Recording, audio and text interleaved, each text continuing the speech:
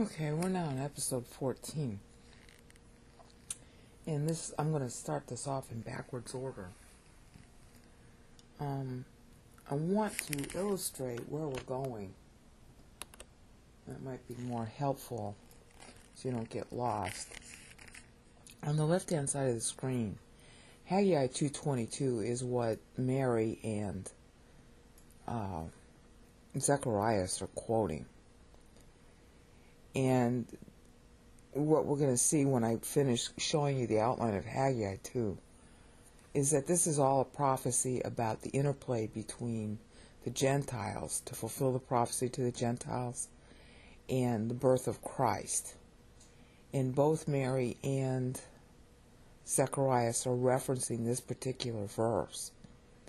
So they are tying to it because this is the only place where this confluence of facts, confluence of ties fits. Where, you got the right characters, you got the 6 months, you've got the prediction of Messiah's birth on a particular day, and the tie-in of the prophecy to the Gentiles, which ties into Galilee and Nazareth, and in particular the rebuilding of the temple, because Christ is the temple depicts, and how that is affected by the Gentiles first attacking and trying to prevent the temple from being built, but then also how they become the friends of the temple, which is a main feature of Haggai 2. So they're all, these two New Testament witnesses, so to speak, Mary and Zecharias, are referring to that event. Okay? But before I get into that, and then double back and cover the rest of what Mary says and Zecharias says, I wanted to just first show, let me get rid of there so you can look at the other translations. I want to first go back to the angel. Yeah. I want to go back to the angel and his wording. No, I didn't want to focus on that word.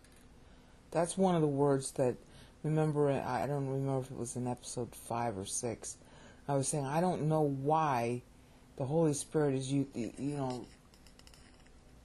having Gabriel use this language. Come upon is the English. Eperkomai is the verb, and it means come upon. But the bigger one to look at is this one, episkiadzo. This ending, adzo, in Greek it denotes a stronger force. Whenever you see an adzo meaning, an adzo verb, you always have a connotation of vehemence. Okay, really strong. All right, greater action, force than in some other form of the verb. You add adzos to this suffix to a lot of Greek verbs in order to stress the strength of the action. Okay? And skiadzo has this connotation of it's like skenos, container. Okay, specifically container for a ship, and that it's used as a euphemism for pregnancy. Okay. And there's been a lot of discussion about this. This is Thayer's lexicon, which you can find on the internet. Okay. This is Bauer Anchor, which you have to pay for to get it. Okay, but there's one particular meaning to this that gives light to, sorry about the pun, that gives light to why that word is used. It's translated overshadow in English, and that is a proper translation. But here is another use of the same verb in Acts 5:15. And in that particular context, that's about them hoping, I think it's Peter, it might be Paul, no, it's Peter. That was when Peter was wandering around before he left. And at that point in time, God was giving him the ability to do miracles of healing. And he became so famous for it that people would follow him around and at least hope that his shadow would fall on them to heal them. Okay? So the concept was, and that would explain why this word is used in Luke 1:35 in the upper right-hand corner, the concept was that if somebody had a gift of doing something to you, like healing in particular, that even if you touch the shadow, and you see that expression with people following the Lord in the Gospels, even if they could just touch the hem of his robe, they would be healed. In other words, however remote the touching, however remote the contact, they had this usually silly idea that they could get healed by it. And God in his grace allowed that to actually happen. So when he says overshadow, he specifically means, I want to really stress this, because there's so many lurid, stupid stories, especially in the Quran, about how Mary got pregnant. It means that there was no contact. Okay, upper right-hand corner, episkiaze. All right, vocabulary form is episkiazo. It's got a lot of force to the verb. Okay, but it's a shadow. In other words, there is the body is in front of the object.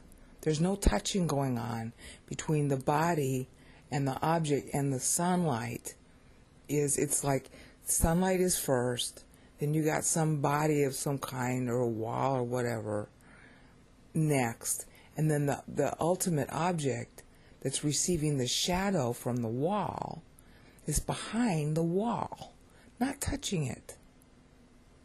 If you can't touch, if you're touching the wall, you're not touching the shadow.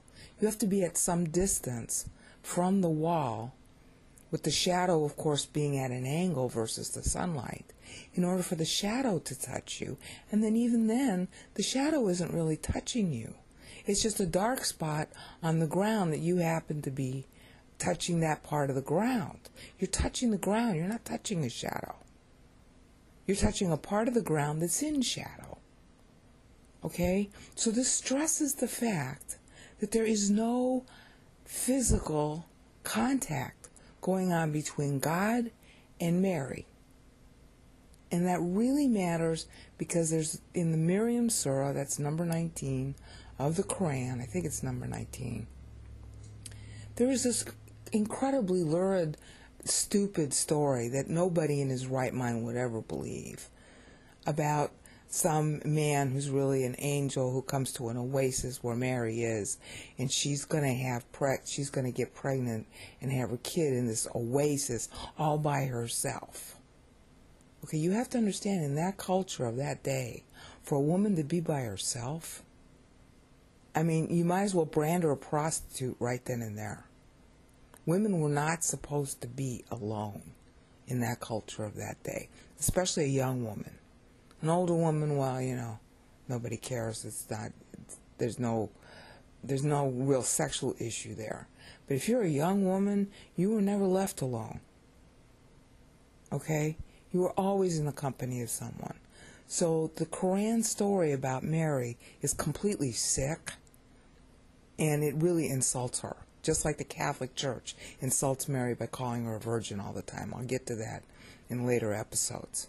Okay? It's a total insult, either way.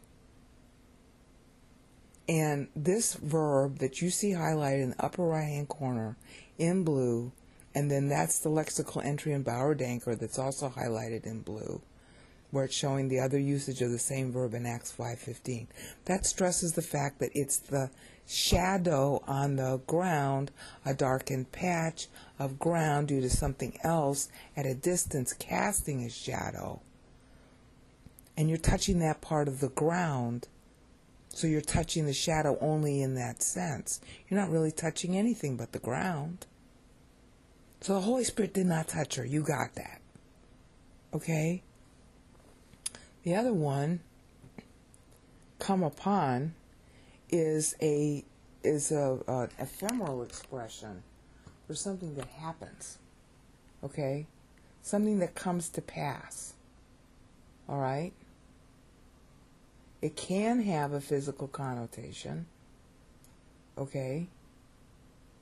But when it says it comes upon her and the power will overshadow, this is telling you that the mechanic of it is not physical contact. This is the power, this means Most High. And this is overshadow, which we just saw. So in other words, it's going to happen that the Holy Spirit, in coming upon it, it means like happen to you. All right? The physics are overshadow, which means you're not really, he's not touching you. There's no sex with God, okay? There's no sex with the angel either, which is, the Quran is basically making a lurid story about sex between the angel and Mary alone in an oasis. It's there's no end to man's stupidity. See? Cause of darkening, cover. That's the root idea. But this is why that usage occurs. Is the belief that, well, if I even get into your shadow, I'll have healing. So that's what he chooses to use.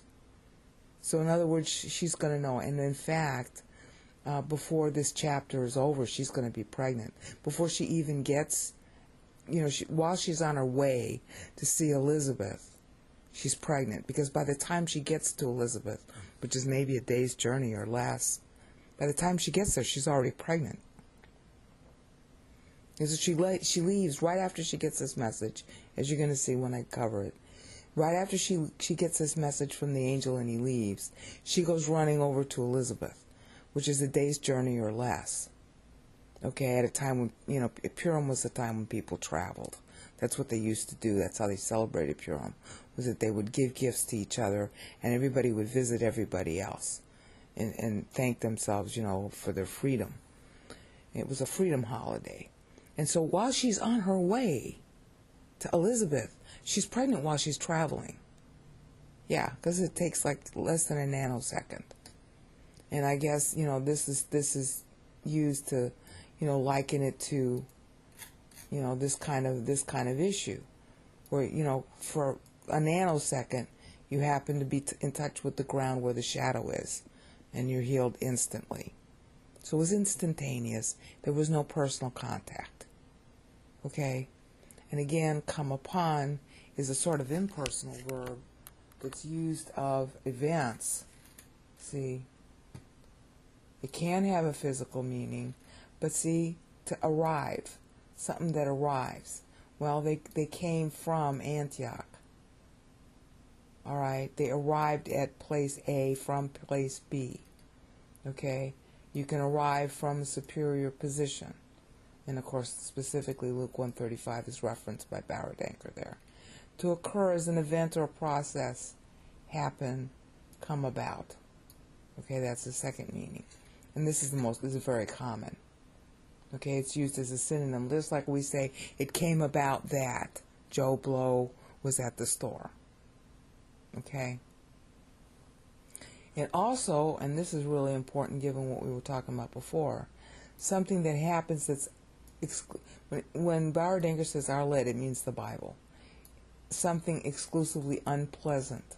See, what is coming upon the world. Remember, the angel greeted her with, God with you. And that's like, immediate alert, something bad, you're going to be giving me bad news. Something specifically that's going to, something that's going to happen to me that I'm going to have to do if I believe in you, that other people are going to oppose. Okay, that was in Luke 128, and that's why Luke 129 was Mary wondering what the heck that kind of greeting would mean. We went through that in episode 13, or was it 12? Anyway, so this come upon is a sort of generic term, just like we use it in English. In fact, this is the reason why we have that phrase in English.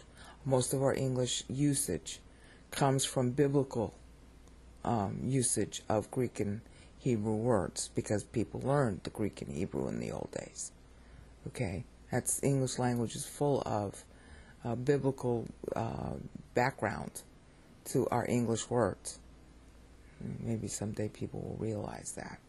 So that's come upon, and that's overshadow, and now you know where that comes from. Now, we got to go back to Haggai. Oops. Uh-oh, it looks like my computer's going wacko. We got to go back to Haggai now and cover the rest of what's being said here. Okay, back up here, remember, we said 6th month, this was the first day of the 6th month, and then 23 days later, that's when they started rebuilding. Okay, and then we started in Haggai 2. Please tell me I'm recording. Then in Haggai 2, he's coming again, a second time, on the 21st of the 7th month, and we covered how that means it's just after Booths has ended. Alright, so look at the timing of this. This is important. Again, it's really important to know Jewish culture, or all this stuff will just make your eyes glaze over. 24th day of the 6th month. That's Elul. That means there was 1 week. Again, the Jewish calendar today is completely wrong. All the months had 30 days in the Old Testament. Okay? Before the Old Testament canon was completed. And sometime between the Old Testament canon's completion and the time of Jesus' day, the calendar got all screwed up. Under the Hasmoneans, it got all screwed up. So on the 24th day of the 6th month, which means that there was only 6 days left in the month afterwards. So this is when they started building on the foundation. Okay? And that means that for 6 days they were working, and then under the Jewish law, 1 Kings 9, for example, the first day of the month was Rosh Hashanah, so they had to stop working, and then on the second day until the 10th day, just before the 10th day, they could work again. So they had basically worked 9 days, all right, plus 6 days, 15 days. And then they have to stop because that's Yom Kippur on the 10th. And then, so they've worked 15 days, and then on Yom Kippur until the 14th, Yom Kippur you're not allowed to work either. The day after Yom Kippur until the 14th, okay, then they're working again for 3 days. So they basically got 18 days of work. That's not necessarily 18 days because it depends on whether there were intervening Sabbaths. Okay, but we'll say at a maximum of 18 days that they were working by the time this happens. And the 14th through the 21st is the Feast of Booths. Now, what I forgot to mention and need to is the purpose of the Feast of Booths was to remind them of their own wandering in the wilderness when they came out of Egypt. Okay? That's why this is also used, why God is using that. Because they were already spending 7 days. They just finished spending 7 days commemorating the fact, and this is really rich considering the circumstances. They're newly in the land. Okay, again, they built their own houses, but during these 7 days, you're not allowed to live in your house. You have to basically erect a shelter on your property, like a little tent, and camp out for 7 days. The Jews still do that to this day. In fact, when you go to buy an apartment in Israel, one of the things that you have to check is whether or not you have a sukkah, which means a little thatched roof area, or an area where you can create one. Okay?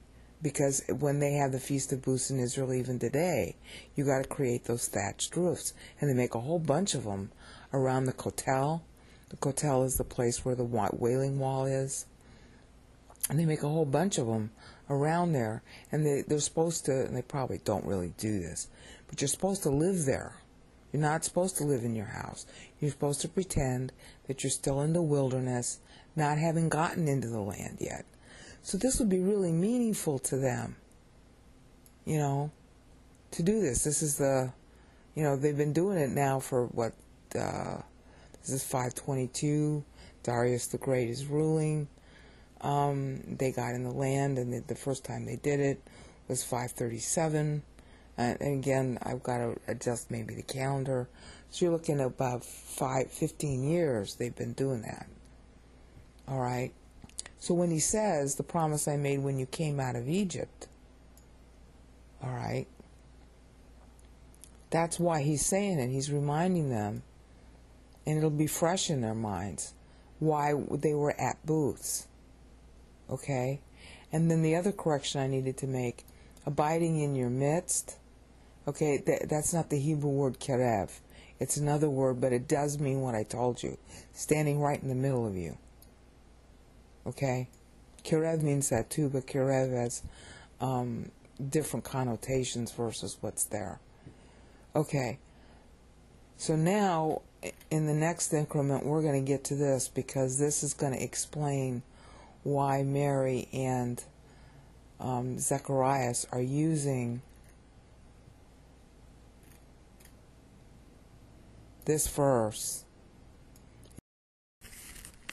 Okay, we're back now, and I'm going to explain the phrase in the upper blue with respect to the lower blue, because they're both talking about the same period. Again, we're getting ready to introduce the upper blue in Haggai 2, 6 through 8 is being indirectly quoted by both Mary and Zecharias. And so in order to explain why they're doing that, I have to read you into the historical context. The translation here is a little bit off, and I'll just explain it as quickly as I can when I get to that. But you're seeing in the upper blue the idea God is making a promise to them. I am with you, work. That's in verse 4. And in verse 6, it says, once more in a little while I'm going to shake the heavens and earth, the sea and the dry land. I'll shake all the nations. They will come with all the wealth. The word wealth is where we're going to have to change the translation, because that's not really what it says. They will come with the wealth of the nations, and I will fill this house with glory, says the Lord of hosts. The silver is mine and the gold is mine, declares the Lord of hosts. Now, typical Bible prophecy sounds cryptic, as this does. Not because it is cryptic, but because it's wordplay.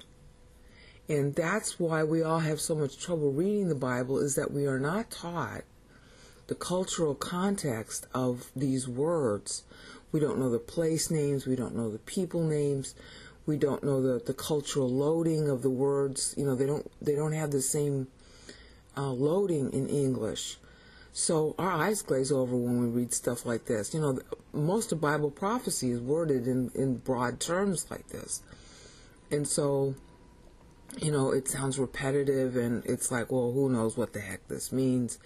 And frankly, a lot of the scholars and the teachers, when they teach you this stuff, they just write it off. They give you some general homily idea out of it, and then they just walk past it, which is really a shame, because every word in the Word of God is there for a reason. It's very carefully chosen. So let's look at why God chooses this language to use. The reason why He's choosing it is when He says once more in a little while. First of all, this doesn't actually say in a little while. It means once more a little it. That's the literal Hebrew. Okay? Once more a little it. And that's an idiom in Hebrew, meaning, it does mean in a little while, but it means shortly. A better translation should be shortly. And it really is shortly, as we're going to see, like within a few months of the time he's talking here. Once more, I'm going to shake the heavens and earth, the sea, and the dry land. Now, he's using very strong language here, implying that this is a worldwide thing he's going to do. You think of the flood, you think of the Exodus, you think of some world cataclysm, okay? And you especially think that because this word shake is used for earthquakes all across the Bible, in both Hebrew and Greek. Okay? So he's saying, I'm going to shake up the world. I'm going to shake it up in the heavens. I'm going to shake it up in the earth. I'm going to shake it up in the sea. And I'm going to shake it up on dry land. Now, of course, if you shallowly interpret history and, you just want to debunk the Bible, you'll say, well, there was no world cataclysm that happened at that time. Because you're going to take the word shake and you're going to interpret it to mean an earthquake, a physical earthquake. Okay, but honey, there's more than one kind of earthquake. And the particular earthquake that he's got in mind is the sound of many, many hoofs. Because this guy here is the earthquake. His name is Darius. He's called the Great in history. He started ruling in 522. He had just come to the throne. He was in his second year. Okay. When Haggai starts writing. See, look. In the second year of Darius. Now, you have to understand when it says in the second year, that means it had just begun. I mean, actually, the year began, which was Nisan, and he's 6 months into his second year, specifically. In other words, especially the Persian kings, they celebrated their accession every April. The ancient Jewish kings used to do the same thing, to tie the civil calendar to the sacred calendar.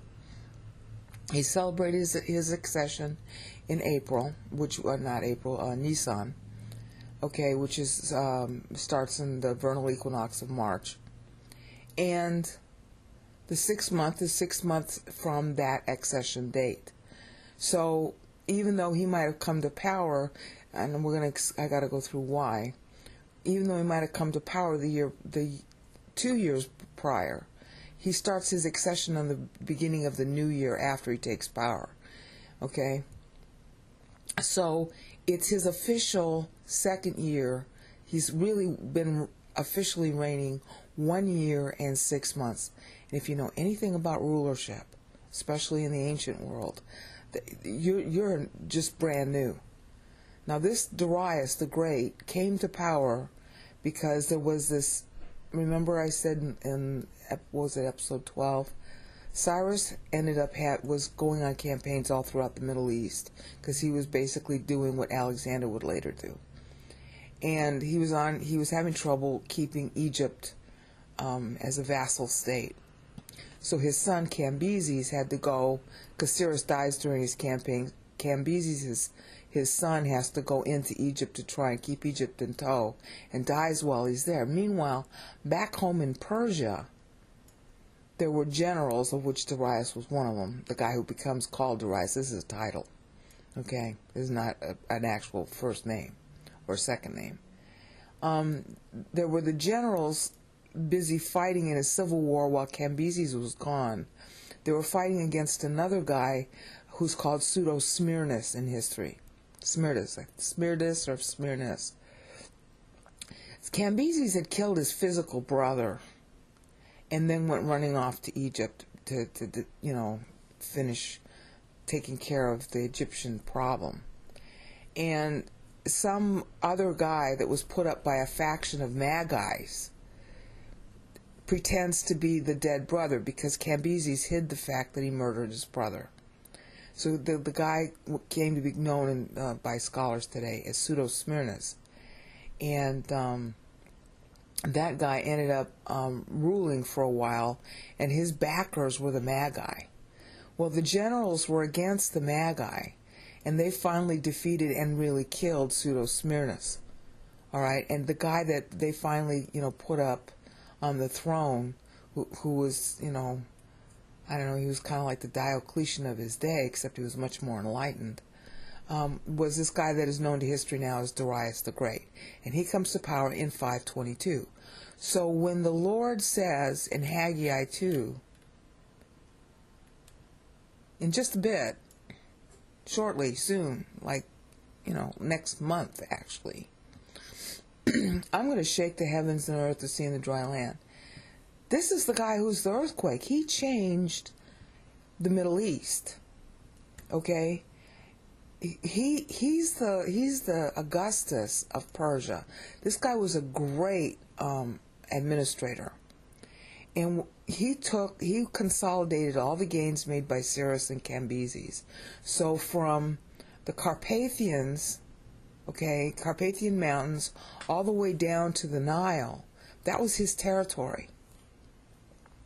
All right, and he was therefore easily as big as Nebuchadnezzar had been.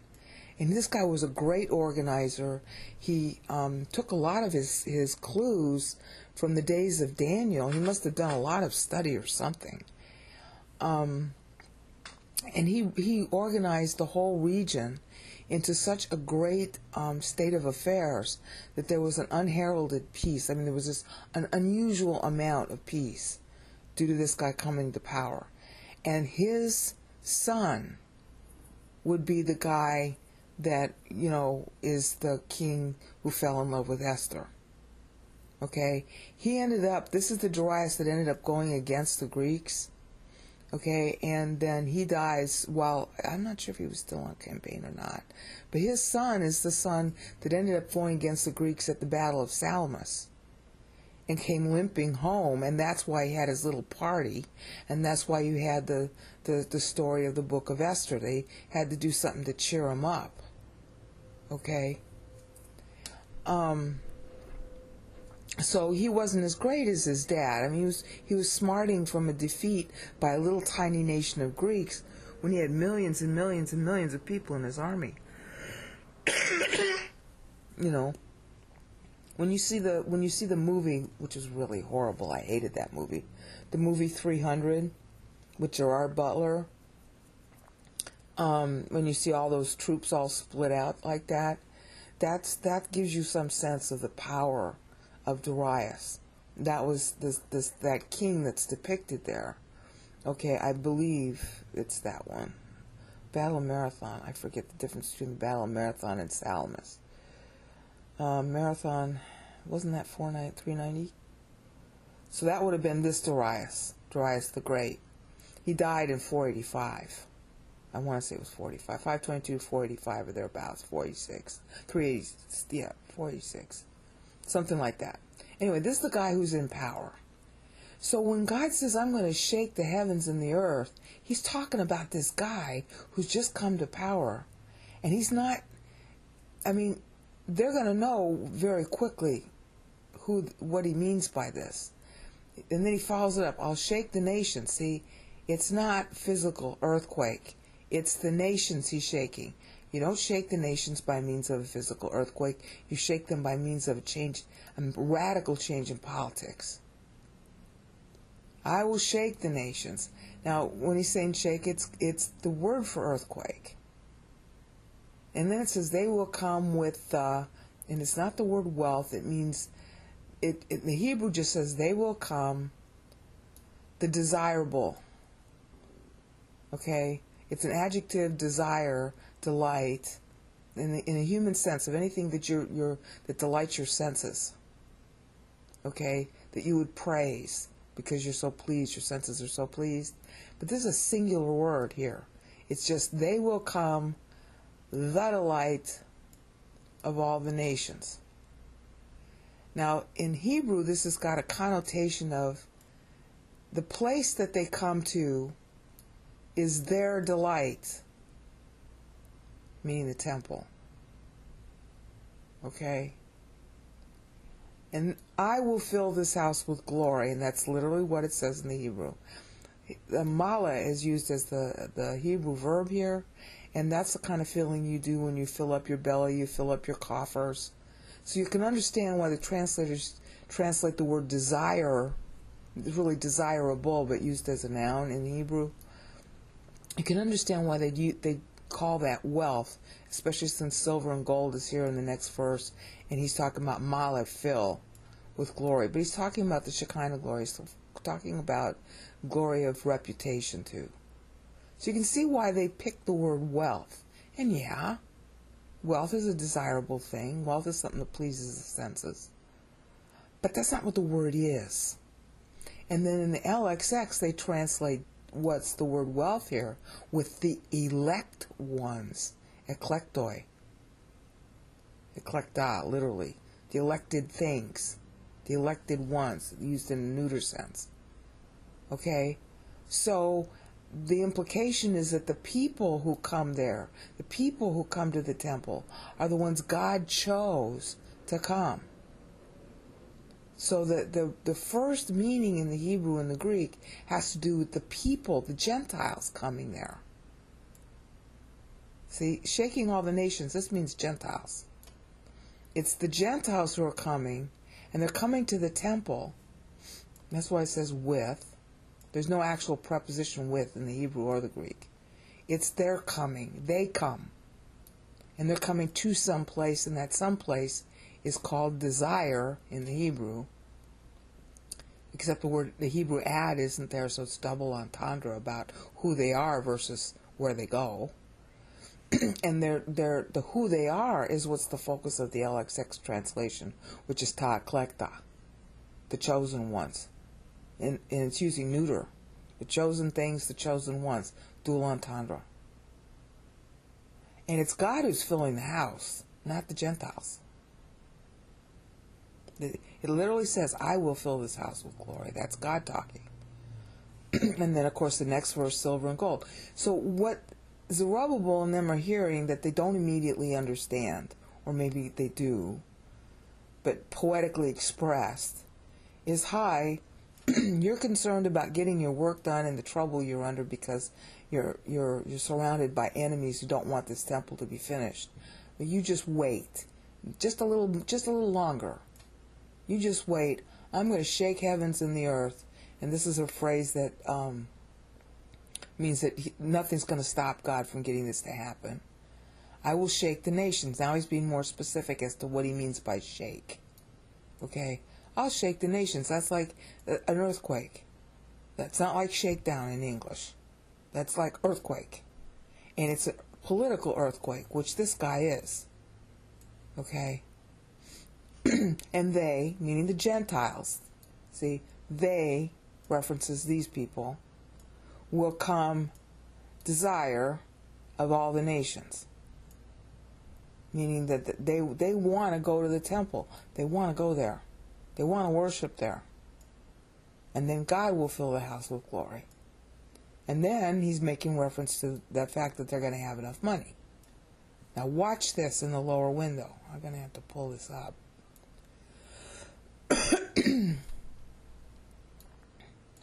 Because the fulfillment of what he's talking about happens almost immediately. Okay, here you go. This is the opposition, Ezra 4:1, when the enemies of Judah and Benjamin heard that this is just after the foundation was being laid. Okay, just after the foundation was being laid, because we saw that in Exodus and Ezra 3, right?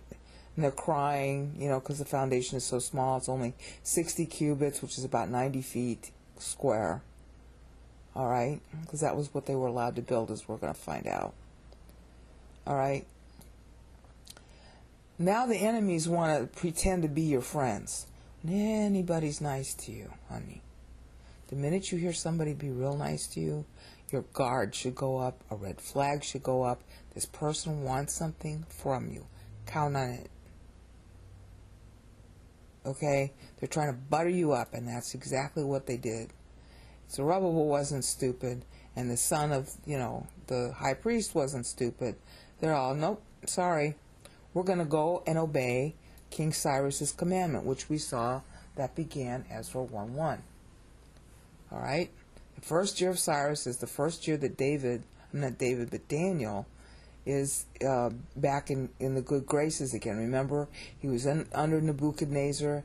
Then, after Nebuchadnezzar died, the other kings that took Nebuchadnezzar's place, Daniel became persona non grata. And it wasn't until Cyrus invaded Babylon on the 11th of Bul of 539 BC, it wasn't until then that Daniel was reinstated. And he was reinstated with Darius the Mede. And in that very first year, when Darius the Mede is locally ruling Babylon, while Cyrus is, running off, Emperor Cyrus is running off elsewhere, That's when Daniel gets his vision. That's when Daniel prays.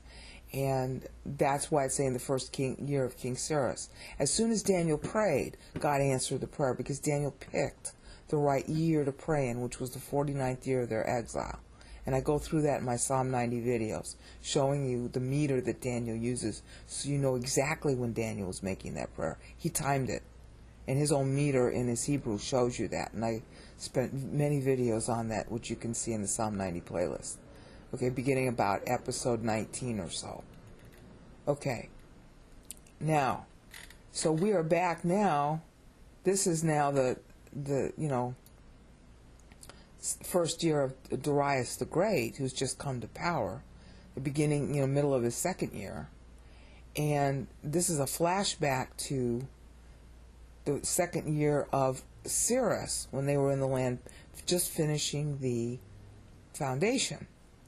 Okay, so then the people of the land started doing their little guerrilla thing, and they frustrated from all the days of Cyrus until the end of Darius. In other words, Cyrus was so busy moving around trying to preserve his kingdom, there was so much political brouhaha going on back home because he wasn't there, that the enemies were able to frustrate Cyrus's own decree from being fulfilled, until Darius the Great, who is the guy that's in Haggai 2, the guy that's newly in power. Okay? So, Ahasuerus is another nickname. At the beginning of Ahasuerus, meaning Darius, these people wrote an accusation. In other words, in the timeline, in Ezra 4:6, you're looking at, Zerubbabel has just finished getting this, they've just finished doing this. They've started rebuilding again.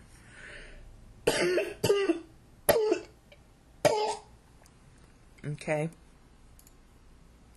So they're writing an accusation to stop it. Okay, so you had that they built the foundation. That was in the second year that they had returned, second year of Cyrus. Then these guys frustrated them until here.